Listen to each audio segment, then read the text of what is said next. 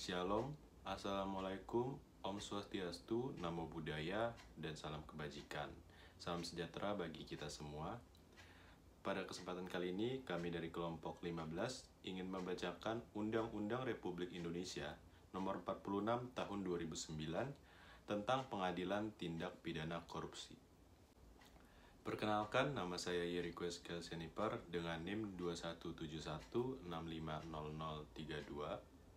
Perkenalkan, nama saya Aurelia Yulianti dengan NIM 21716553. Perkenalkan, nama saya Roro Irene Ayu Cahyani Marcelia dengan NIM 2171650052. Shalom, perkenalkan nama saya Bayu Melino Habib Satun Sanipar. Undang-Undang Republik Indonesia Nomor 46 Tahun 2009 tentang Pengadilan Tindak Pidana Korupsi. Dengan rahmat Tuhan Yang Maha Esa, Presiden Republik Indonesia menimbang A. Bahwa masyarakat Republik Indonesia adalah negara hukum yang bertujuan mewujudkan kehidupan masyarakat, bangsa, dan negara yang tertib, sejahtera, dan berkeadilan dalam rangka-rangka mencapai tujuan negara, sebagaimana diamanatkan dalam pembukaan Undang-Undang Dasar Negara Republik Indonesia tahun 1945. B. Bahwa tindak pidana korupsi telah menimbulkan kerusakan dalam berbagai sendi kehidupan masyarakat, bangsa, dan negara, sehingga upaya pencegahan dan pemberantasan tindak pidana korupsi perlu dilakukan secara terus-menerus dan berkesinambungan, yang menuntut peningkatan kapasitas sumber daya, baik kelembagaan, sumber daya manusia, maupun sumber daya lain, serta mengembangkan kesadaran sikap dan perilaku masyarakat anti korupsi agar terlembaga dalam sistem hukum nasional. C. Bahwa pengadilan tindak pidana korupsi yang dasar pembentukannya ditentukan oleh Pasal 53 Undang-Undang Nomor 30 Tahun 2002 tentang Komisi Pemberantasan Tindak Pidana Korupsi, berdasarkan keputusan Mahkamah Konstitusi, dinyatakan bertentangan dengan Undang-Undang Dasar Negara Republik Indonesia tahun 1945, sehingga perlu diatur kembali pengadilan tindak pidana korupsi dengan undang-undang yang baru. D. Bahwa berdasarkan pertimbangan sebagaimana dimaksud dalam huruf A, huruf B, dan huruf C, perlu dibentuk undang-undang tentang pengadilan tindak pidana korupsi. Mengingat yang pertama, Pasal 5 ayat 1, Pasal 20, Pasal 24A ayat 1, dan ayat 2, Pasal 25, dan Pasal 28D ayat 1, Undang-Undang Dasar Negara Republik Indonesia tahun 1945. Yang kedua, Undang-Undang Nomor 8 1981 tentang Hukum Acara Pidana dalam kurung Lembaran Negara Republik Indonesia tahun 1981 Nomor 76, tambahan Lembaran Negara Republik Indonesia Nomor 3209. Yang ketiga, Undang-Undang Nomor 14 Tahun 1985 tentang Mahkamah Agung dalam kurung Lembaran Negara Republik Indonesia tahun 1985 Nomor 73 tambahan Lembaran Negara Republik Indonesia Nomor 3316. Sebagaimana telah beberapa kali diubah, terakhir dengan Undang-Undang Nomor 3 Tahun 2009 tentang perubahan kedua atas Undang-Undang Nomor 14 Tahun 1985 tentang Mahkamah Agung dalam kurung Lembaran Negara Republik Indonesia tahun 2009 Nomor 3 tambahan Lembaran Negara Republik Indonesia Nomor 4958. Yang keempat, Undang-Undang Nomor 2 Tahun 1986 tentang Peradilan Umum dalam kurung Lembaran Negara Republik Indonesia tahun 1986 Nomor 20 tambahan Lembaran Negara Republik Indonesia Nomor 3327, sebagaimana telah diubah dengan Undang-Undang Nomor 8 Tahun 2004 tentang pengubahan atas Undang-Undang Nomor 2 Tahun 1986 tentang Peradilan Umum dalam kurung Lembaran Negara Republik Indonesia tahun 2004 Nomor 34 tambahan Lembaran Negara Republik Indonesia Nomor 4379. Yang kelima, Undang-Undang Nomor 31 Tahun 1999 tentang Pemberantasan Tindak Pidana Korupsi dalam kurung Lembaran Negara Republik Indonesia tahun 1999 Nomor 140 tambahan Lembaran Negara Republik Indonesia Nomor 3874, sebagaimana telah diubah dengan Undang-Undang Nomor 20 Tahun 2001 tentang perubahan atas Undang-Undang Nomor 31 Tahun 1999 tentang pemberantasan tindak pidana korupsi dalam kurung Lembaran Negara Republik Indonesia tahun 2001 nomor 134 tambahan Lembaran Negara Republik Indonesia nomor 4150. Yang keenam, Undang-Undang nomor 30 tahun 2002 tentang Komisi Pemberantasan Tindak Pidana Korupsi dalam kurung Lembaran Negara Republik Indonesia tahun 2002 nomor 137 tambahan Lembaran Negara Republik Indonesia nomor 4250. Yang ketujuh, Undang-Undang nomor 4 tahun 2004 tentang Kekuasaan Kehakiman dalam kurung Lembaran Negara Republik Indonesia tahun 2004 nomor 8 tambahan Lembaran Negara Republik Indonesia nomor 4358. Yang kedelapan, Undang-Undang nomor 16 tahun 2004 tentang Kejaksaan Republik Indonesia dalam kurung Lembaran Negara Republik Indonesia tahun 2004 nomor 67 tambahan Lembaran Negara Republik Indonesia nomor 4401 dengan persetujuan bersama Dewan Perwakilan Rakyat Republik Indonesia dan Presiden Republik Indonesia memutuskan menetapkan Undang-Undang tentang Pengadilan Tindak Pidana Korupsi Bab 1 Ketentuan Umum Pasal 1. Dalam undang-undang ini yang dimaksud dengan yang pertama, hakim adalah hakim karir dan hakim ad hoc. Yang kedua, hakim karir adalah hakim pada pengadilan negeri, pengadilan tinggi, dan Mahkamah Agung yang ditetapkan sebagai hakim tindak pidana korupsi. Yang ketiga, hakim ad hoc adalah seseorang yang diangkat berdasarkan persyaratan yang ditentukan dalam undang-undang ini sebagai hakim tindak pidana korupsi. Yang keempat, penuntut umum adalah penuntut umum sebagaimana diatur dalam peraturan perundang-undangan. Bab kedua, kedudukan dan tempat kedudukan. Bagian ke-1, kedudukan. Pasal kedua yang berbunyi pengadilan tindak pidana korupsi merupakan pengadilan khusus yang berada di lingkungan peradilan umum. Bagian kedua, tempat kedudukan. Pasal ketiga yang berbunyi pengadilan tindak pidana korupsi berkedudukan di setiap ibu kota, kabupaten, atau kota yang daerah hukumnya meliputi daerah hukum pengadilan negeri yang bersangkutan. Pasal keempat yang berbunyi, khusus untuk daerah khusus ibu kota Jakarta, pengadilan tindak pidana korupsi berkedudukan di setiap kota madya, yang daerah hukumnya meliputi daerah hukum pengadilan negeri yang bersangkutan. Bab ketiga, kewenangan. Pasal kelima yang berbunyi pengadilan tindak pidana korupsi merupakan satu-satunya pengadilan yang berwenang memeriksa, mengadili, dan memutuskan perkara tindak pidana korupsi. Pasal ke-6 yang berbunyi pengadilan tindak pidana korupsi sebagaimana dimaksud dalam pasal kelima berwenang memeriksa, mengadili, dan memutus perkara A. Tindak pidana korupsi. B. Tindak pidana pencucian uang yang tindak pidana asalnya adalah tindak pidana korupsi. Dan atau C. Tindak pidana yang secara tegas dalam undang-undang lain ditentukan sebagai tindak pidana korupsi. Pasal ke-7, pengadilan tindak pidana korupsi pada Pengadilan Negeri Jakarta Pusat juga berwenang memeriksa, mengadili, dan memutuskan perkara tindak pidana korupsi sebagaimana dimaksud dalam pasal ke-6 yang dilakukan oleh warga negara Indonesia di luar wilayah negara Republik Indonesia. Bab 4. Susunan Pengadilan. Bagian ke-1. Umum. Pasal 8. Susunan pengadilan tindak pidana korupsi terdiri atas A. Pimpinan, B. Hakim, dan C. Panitera. Bagian kedua. Pimpinan. Pasal 9 ayat 1. Pimpinan pengadilan tindak pidana korupsi terdiri atas seorang ketua dan seorang wakil ketua. Ayat 2. Ketua dan wakil ketua pengadilan negeri karena jabatannya menjadi ketua dan wakil ketua pengadilan tindak pidana korupsi sebagaimana dimaksud pada ayat 1. Ayat 3. Ketua sebagaimana dimaksud pada ayat 2 bertanggung jawab atas administrasi dan pelaksanaan pengadilan tindak pidana korupsi. Ayat 4. Dalam hal tertentu, ketua dapat mendelegasikan penyelenggaraan administrasi sebagaimana dimaksud pada ayat 3 kepada wakil ketua. Bagian ketiga, Hakim. Pasal 10 ayat 1. Dalam memeriksa, mengadili, dan memutus perkara tindak pidana korupsi, pengadilan tindak pidana korupsi, pengadilan tinggi, dan Mahkamah Agung terdiri atas hakim karir dan hakim ad hoc. Ayat 2. Hakim karir sebagaimana dimaksud pada ayat 1 ditetapkan berdasarkan keputusan Ketua Mahkamah Agung. Ayat 3. Hakim karir yang ditetapkan sebagaimana dimaksud pada ayat 1 selama menangani perkara tindak pidana korupsi dibebaskan dari tugasnya untuk memeriksa, mengadili, dan memutus perkara lain. Ayat 4.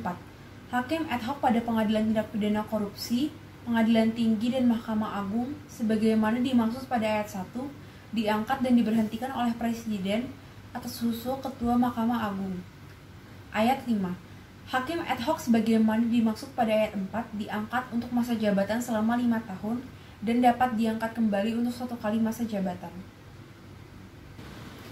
Pasal 11. Untuk dapat ditetapkan sebagai hakim karir, calon harus memenuhi persyaratan sebagai berikut. A. Berpengalaman menjadi hakim sekurang-kurangnya selama 10 tahun. B. Berpengalaman menangani perkara pidana. C. Jujur, adil, cakap, dan memiliki integritas moral yang tinggi serta reputasi yang baik selama menjalankan tugas. D. Tidak pernah dijatuhi hukuman disiplin dan atau terlibat dalam perkara pidana. E. Memiliki sertifikasi khusus sebagai hakim tindak pidana korupsi yang dikeluarkan oleh Mahkamah Agung. Dan F. Telah melaporkan harta kekayaannya sesuai dengan ketentuan peraturan perundang-undangan. Pasal 12. Untuk dapat diangkat sebagai hakim ad hoc, calon harus memenuhi persyaratan sebagai berikut. A. Warga negara Republik Indonesia. B. Bertakwa kepada Tuhan Yang Maha Esa. C. Sehat jasmani dan rohani. D. Berpendidikan sarjana hukum atau sarjana lain dan berpengalaman di bidang hukum sekurang-kurangnya selama 15 tahun untuk hakim ad hoc pada Pengadilan Tindak Pidana Korupsi dan Pengadilan Tinggi, dan 20 tahun untuk hakim ad hoc pada Mahkamah Agung. E. Berumur sekurang-kurangnya 40 tahun pada saat proses pemilihan untuk hakim ad hoc pada Pengadilan Tindak Pidana Korupsi dan Pengadilan Tinggi, dan 50 tahun untuk hakim ad hoc pada Mahkamah Agung. F. Tidak pernah dipidana karena melakukan kejahatan berdasarkan putusan pengadilan yang telah memperoleh kekuatan hukum tetap. G. Jujur, adil, cakap, dan memiliki integritas moral yang tinggi serta reputasi yang baik. H. Tidak menjadi pengurus dan anggota partai politik. I. Melaporkan harta kekayaannya. J. Bersedia mengikuti pelatihan sebagai hakim tindak pidana korupsi. Dan K. Bersedia melepaskan jabatan struktural dan atau jabatan lain selama menjadi hakim ad hoc tindak pidana korupsi. Pasal 13 ayat 1. Untuk memilih dan mengusulkan calon hakim ad hoc pada Pengadilan Tindak Pidana Korupsi dan Pengadilan Tinggi, Ketua Mahkamah Agung membentuk panitia seleksi yang terdiri dari unsur Mahkamah Agung dan masyarakat yang dalam menjalankan tugasnya bersifat mandiri dan transparan. Ayat 2. Ketentuan mengenai tata cara pemilihan untuk diusulkan sebagai hakim ad hoc sebagaimana dimaksud dalam pasal 10 ayat 4 diatur dengan peraturan Mahkamah Agung. Pasal 14 ayat 1. Sebelum memangku jabatan, hakim ad hoc diambil sumpah atau janji menurut agamanya oleh A. Ketua Mahkamah Agung untuk hakim ad hoc pada Mahkamah Agung. B. Ketua Pengadilan Tinggi untuk hakim ad hoc pada Pengadilan Tinggi. C. Ketua Pengadilan Negeri untuk hakim ad hoc pada Pengadilan Tindak Pidana Korupsi. Ayat 2. Sumpah atau janji sebagaimana dimaksud pada ayat 1 berbunyi sebagai berikut. Sumpah.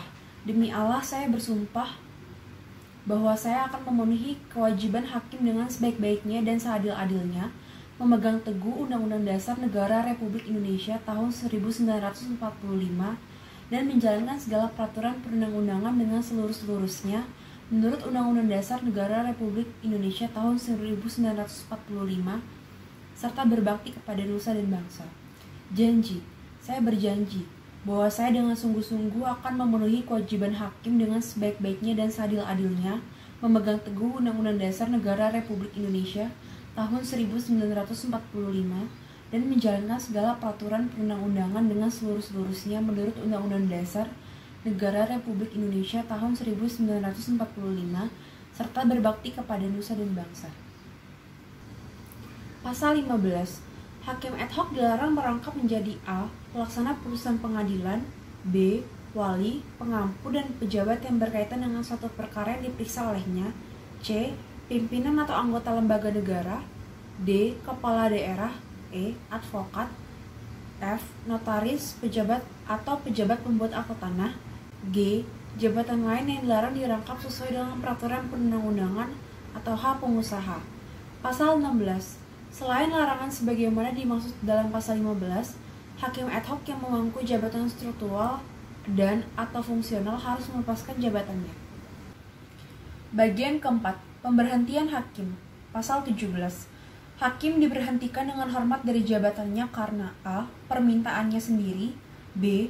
sakit jasmani atau rohani selama 3 bulan berturut-turut yang dibuktikan dengan surat keterangan dokter, c. terbukti tidak cakap dalam menjalankan tugas, d. telah memasuki masa pensiun bagi hakim karir, dan e. telah selesai masa tugasnya bagi hakim ad hoc. Pasal 18. Hakim diberhentikan dengan tidak hormat karena a. dipidana karena bersalah melakukan tindak pidana kejahatan, b. melakukan perbuatan tercela, c. melalaikan kewajiban dalam menjalankan tugas pekerjaannya sesuai dengan ketentuan yang berlaku, d. melanggar sumpah atau janji jabatan, atau e. melanggar ketentuan sebagaimana dimaksud dalam pasal 15. Pasal 19 ayat 1. Hakim sebelum diberhentikan tidak dengan hormat berdasarkan alasan sebagaimana dimaksud dalam pasal 18, diberhentikan sementara dari jabatannya oleh a. Ketua Mahkamah Agung untuk hakim ad hoc pada Pengadilan Tindak Pidana Korupsi dan Pengadilan Tinggi, b. Presiden atas usul Mahkamah Agung untuk hakim ad hoc pada Mahkamah Agung. Ayat 2. Pemberhentian sementara karena alasan sebagaimana dimaksud dalam pasal 18 huruf a dilakukan apabila hakim yang bersangkutan telah ditetapkan sebagai tersangka. Ayat 3. Pemberhentian sementara karena alasan sebagaimana dimaksud dalam pasal 18 huruf B, huruf C, huruf D, dan huruf E berlaku paling lama 6 bulan. Ayat 4. Dalam jangka waktu sebagaimana dimaksud pada ayat 3 telah berakhir tanpa dilanjutkan dengan pemberhentian, maka pemberhentian sementara harus dicabut. Ayat 5. Hakim yang diberhentikan sementara dilarang menangani perkara. Pasal 20.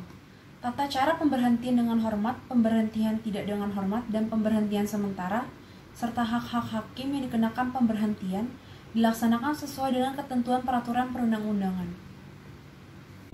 Bagian kelima, hak keuangan dan administratif hakim.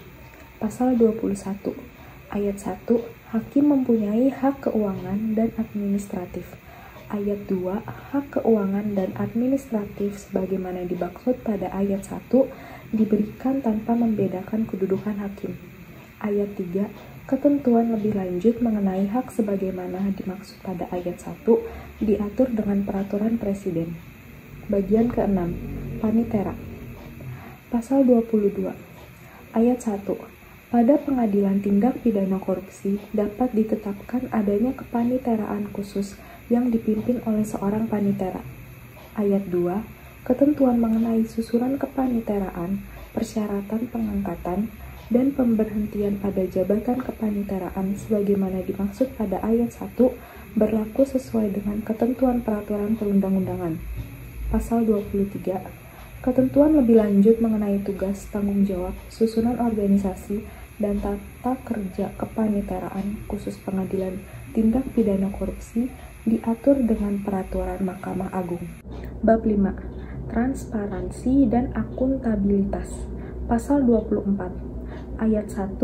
Setiap orang berhak memperoleh informasi dari Pengadilan Tindak Pidana Korupsi sesuai dengan ketentuan peraturan perundang-undangan.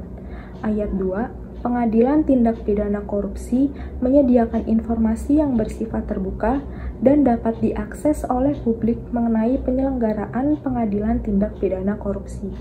Ayat 3. Ketentuan lebih lanjut mengenai hak dan informasi yang bersifat terbuka sebagaimana dimaksud pada ayat 1 dan ayat 2 diatur dengan peraturan Mahkamah Agung. Bab 6. Hukum acara. Bagian ke-1. Umum. Pasal 25. Pemeriksaan di sidang pengadilan tindak pidana korupsi dilakukan berdasarkan hukum acara pidana yang berlaku, kecuali ditentukan lain dalam undang-undang ini. Pasal 26. Ayat 1. Dalam memeriksa, mengadili, dan memutus perkara tindak pidana korupsi dilakukan dengan majelis hakim berjumlah ganjil, sekurang-kurangnya 3 orang hakim dan sebanyak-banyaknya 5 orang hakim, terdiri dari hakim karir dan hakim ad hoc. Ayat 2. Dalam hal majelis hakim, sebagaimana dimaksud pada ayat 1 berjumlah 5 orang hakim, maka komposisi majelis hakim adalah 3:2. dan dalam hal majelis hakim berjumlah 3 orang hakim, maka komposisi majelis hakim adalah 2:1. Ayat 3. Penentuan mengenai jumlah dan komposisi majelis hakim sebagaimana dimaksud pada ayat 1 dan ayat 2 ditetapkan oleh ketua pengadilan masing-masing atau ketua Mahkamah Agung sesuai dengan tingkatan dan kepentingan pemeriksaan perkara kasus demi kasus. Ayat 4. Ketentuan mengenai kriteria dalam penentuan jumlah dan komposisi majelis hakim dalam memeriksa, mengadili, dan memutus perkara tindak pidana korupsi sebagaimana dimaksud pada ayat 3 diatur dengan peraturan Mahkamah Agung. Bagian kedua, penetapan hari sidang. Pasal 27.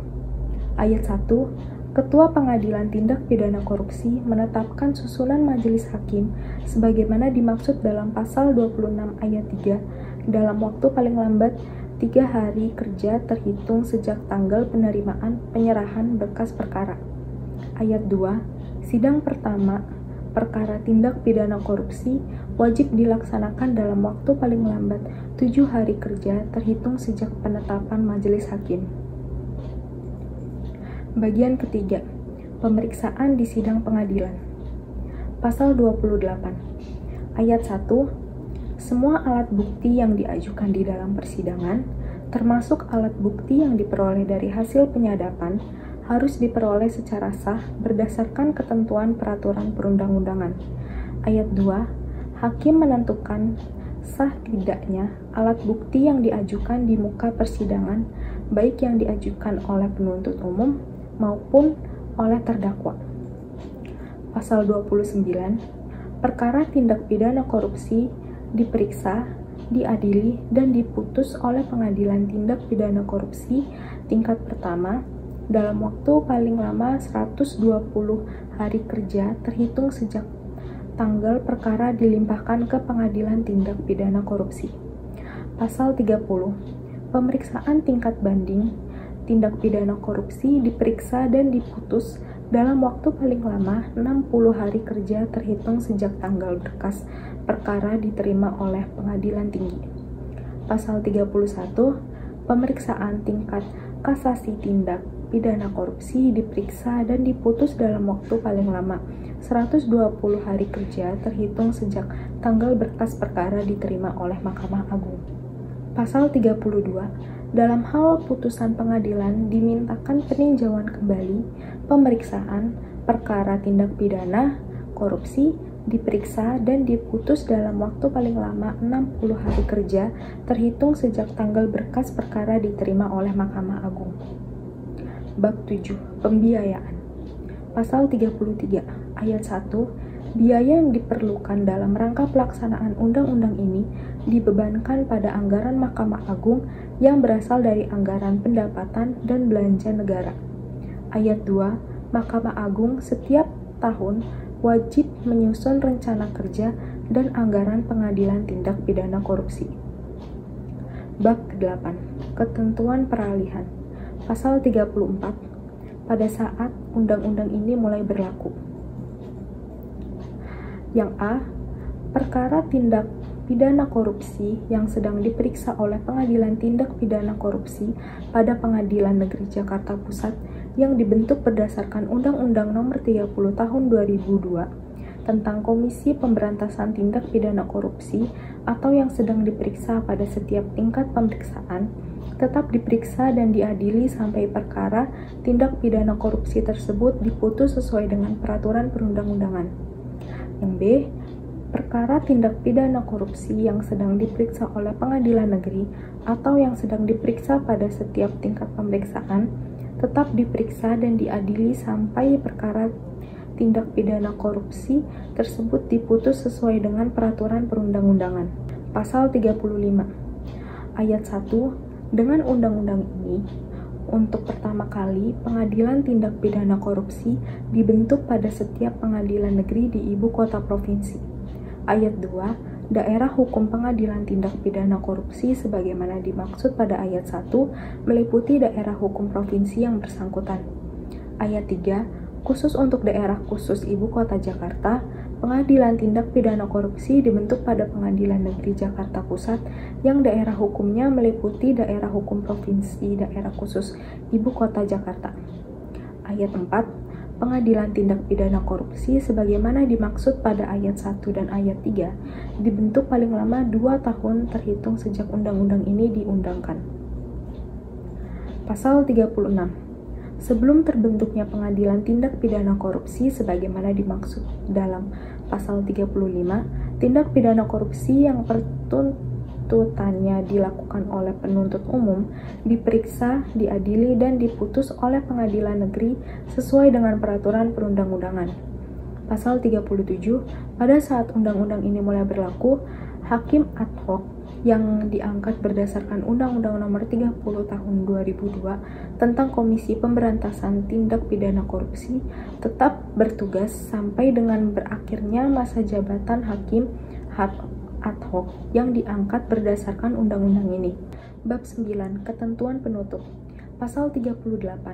Dalam hal pengadilan tindak pidana korupsi sebagaimana dimaksud dalam pasal 3, pasal 4, atau pasal 35, tidak tersedia hakim ad hoc yang mempunyai keahlian yang diperlukan dalam pemeriksaan perkara.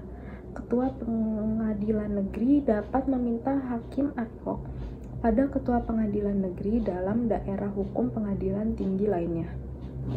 Pasal 39, pada saat undang-undang ini mulai berlaku, ketentuan pasal 53 sampai dengan 62 dari bab 7 mengenai pemeriksaan di sidang pengadilan yang diatur dalam Undang-Undang Nomor 30 Tahun 2002 tentang Komisi Pemberantasan Tindak Pidana Korupsi, Lembaran Negara Republik Indonesia Tahun 2002 Nomor 137, tambahan Lembaran Negara Republik Indonesia Nomor 4250 dicabut dan dinyatakan tidak berlaku.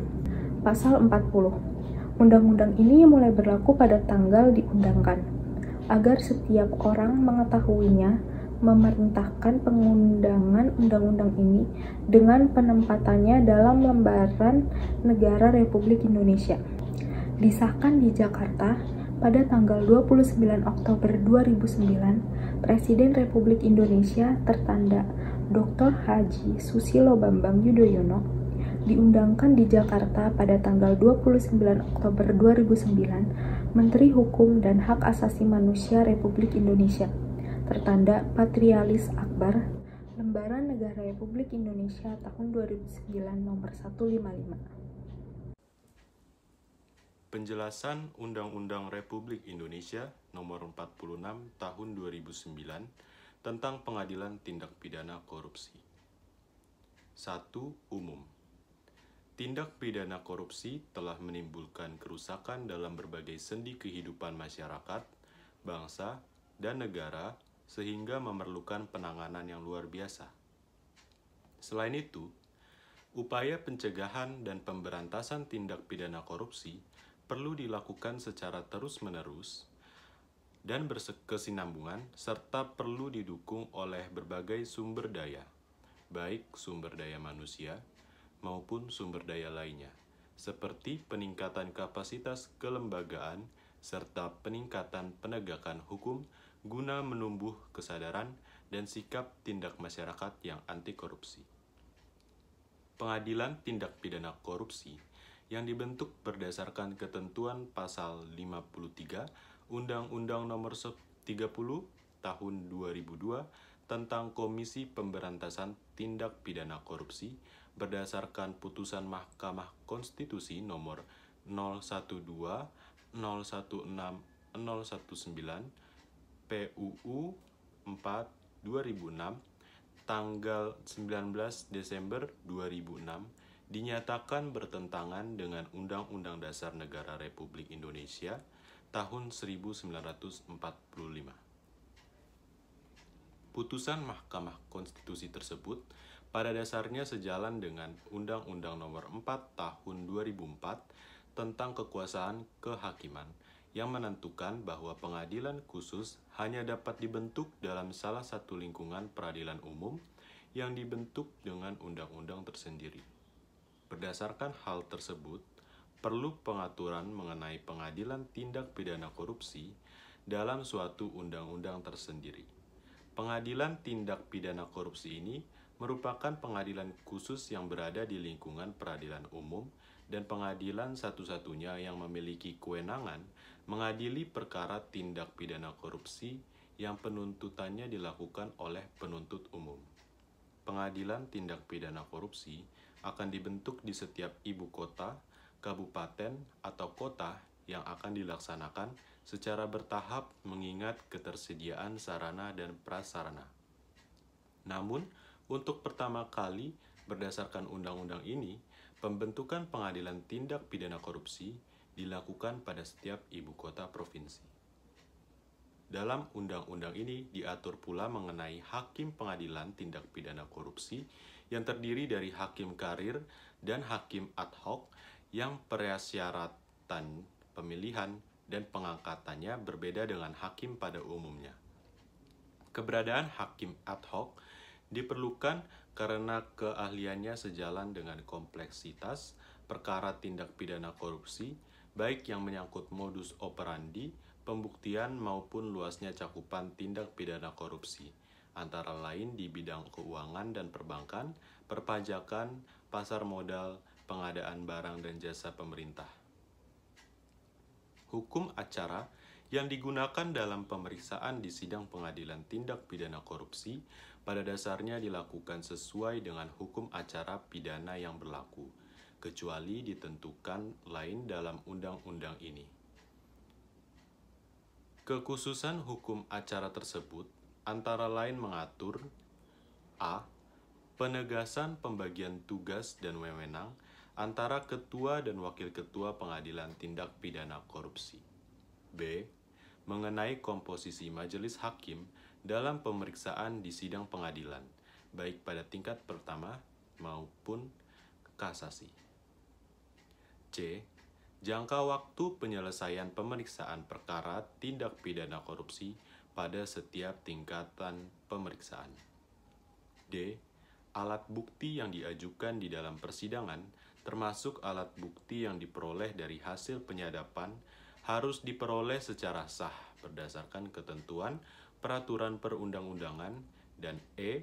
Adanya kepaniteraan khusus untuk pengadilan tindak pidana korupsi. Agar tidak terjadi kekosongan hukum pada saat undang-undang berlaku, diatur mengenai masa transisi atau peralihan terhadap pengadilan tindak pidana korupsi yang dibentuk berdasarkan Undang-Undang Nomor 30 Tahun 2002 tentang Komisi Pemberantasan Tindak Pidana Korupsi dan Pengadilan Tindak Pidana Korupsi yang dibentuk berdasarkan undang-undang ini. Antara lain mengenai keberadaan hakim ad hoc. Hakim ad hoc yang telah diangkat berdasarkan undang-undang sebelum undang-undang ini berlaku tidak perlu diangkat kembali, tetapi langsung bertugas untuk masa jabatan 5 tahun bersamaan dengan masa jabatan hakim ad hoc yang diangkat berdasarkan undang-undang ini. Bagian 2. Pasal demi pasal. Pasal 1. Cukup jelas. Pasal 2. Ketentuan ini mengingat ketentuan pasal 24A ayat 5 Undang-Undang Dasar Negara Republik Indonesia tahun 1945 dan pasal 15 Undang-Undang Nomor 4 tahun 2004 tentang kekuasaan kehakiman yang menghendaki pembentukan pengadilan khusus diatur dengan undang-undang. Pasal 3 cukup jelas. Pasal 4 cukup jelas. Pasal 5 yang dimaksud dengan satu-satunya pengadilan adalah pengadilan yang memeriksa, mengadili, dan memutus perkara yang penuntutannya diajukan oleh penuntut umum. Pasal 6, huruf A, yang dimaksud dengan tindak pidana korupsi adalah tindak pidana sebagaimana dimaksud dalam Undang-Undang Nomor 31 Tahun 1999 tentang Pemberantasan Tindak Pidana Korupsi, sebagaimana telah diubah dengan Undang-Undang Nomor 20 Tahun 2001 tentang perubahan atas Undang-Undang Nomor 31 Tahun 1999 tentang Pemberantasan Tindak Pidana Korupsi. Huruf B. Yang dimaksud dengan tindak pidana pencurian uang adalah tindak pidana sebagaimana dimaksud dalam Undang-Undang tentang tindak pidana pencucian uang. Yang dimaksud dengan tindak pidana asalnya adalah lazim dikenal dengan predicate crime. Huruf C cukup jelas. Pasal 7 cukup jelas. Pasal 8 cukup jelas. Pasal 9 ayat 1 cukup jelas. Ayat 2 cukup jelas. Ayat 3 cukup jelas. Ayat 4 yang dimaksud dengan hal tertentu, misalnya antara lain masalah yang berkaitan dengan beban perkara atau beban tugas. Pasal 10 ayat 1 cukup jelas. Ayat 2 cukup jelas. Ayat 3 cukup jelas. Ayat 4, berdasarkan ketentuan ini, pengangkatan dan pemberhentian hakim ad hoc oleh Presiden bersifat meresmikan calon yang diusulkan oleh Ketua Mahkamah Agung. Ayat 5 cukup jelas. Pasal 11, huruf A cukup jelas. Huruf B cukup jelas.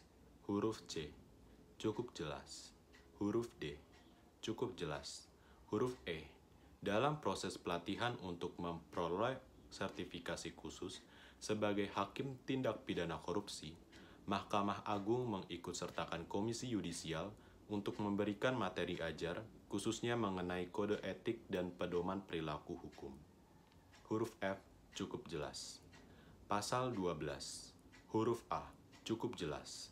Huruf B cukup jelas. Huruf C, sehat jasmani dan rohani dalam ketentuan ini dibuktikan dengan surat keterangan dokter dari rumah sakit pemerintah. Huruf D, yang dimaksud dengan berpengalaman di bidang hukum antara lain hukum keuangan dan perbankan, hukum administrasi, hukum pertanahan, hukum pasar modal, dan hukum pajak. Huruf E cukup jelas. Huruf F cukup jelas. Huruf G cukup jelas.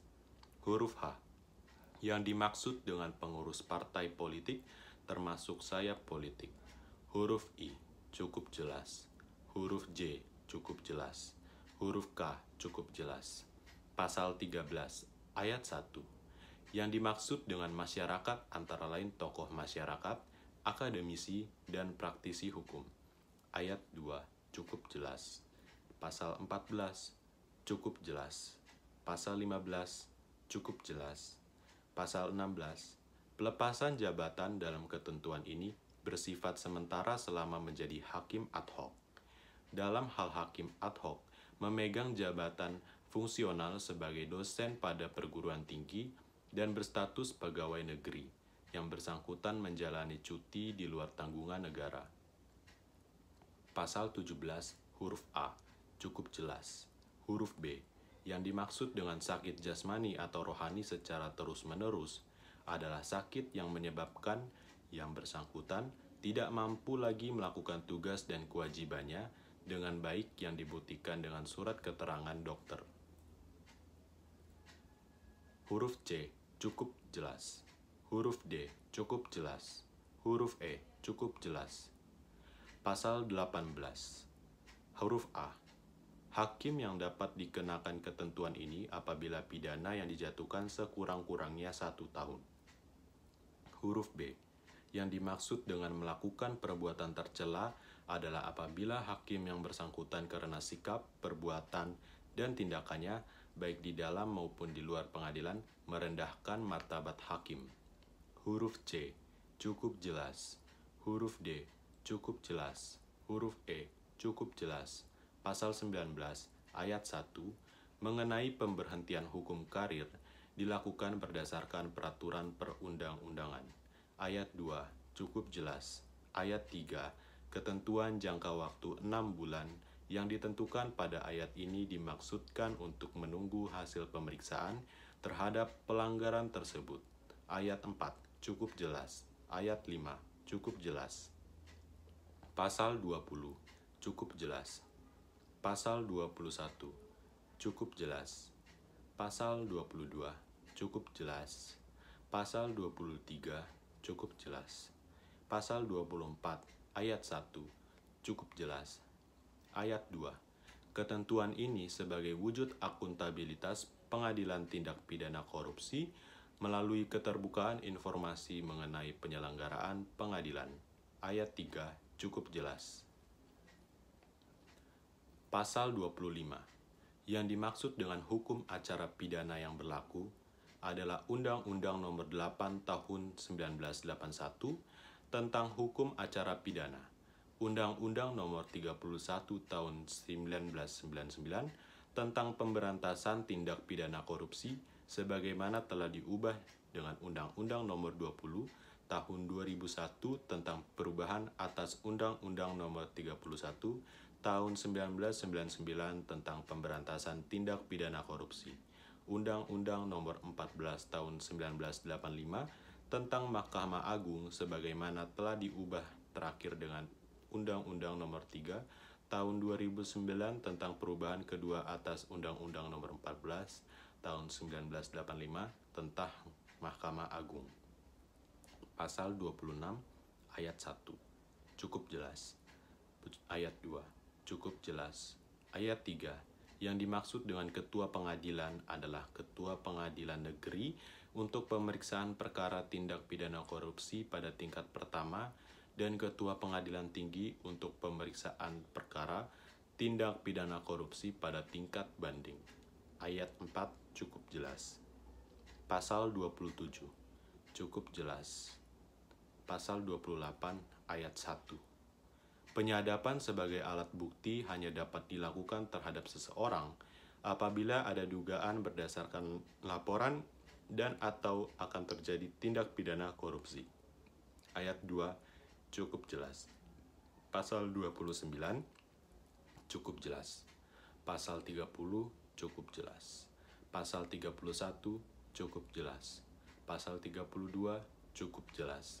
Pasal 33 cukup jelas.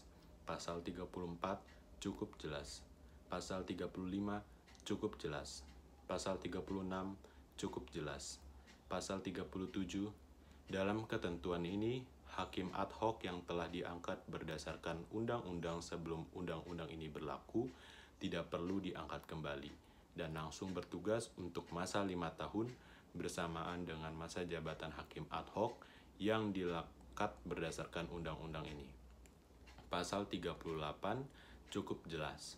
Pasal 39 cukup jelas. Pasal 40 cukup jelas. Sekian pembacaan Undang-Undang Republik Indonesia Nomor 46 Tahun 2009 tentang Pengadilan Tindak Pidana Korupsi oleh Kelompok 15. Pengantar Ilmu Hukum Kelas A Universitas Kristen Indonesia. Terima kasih.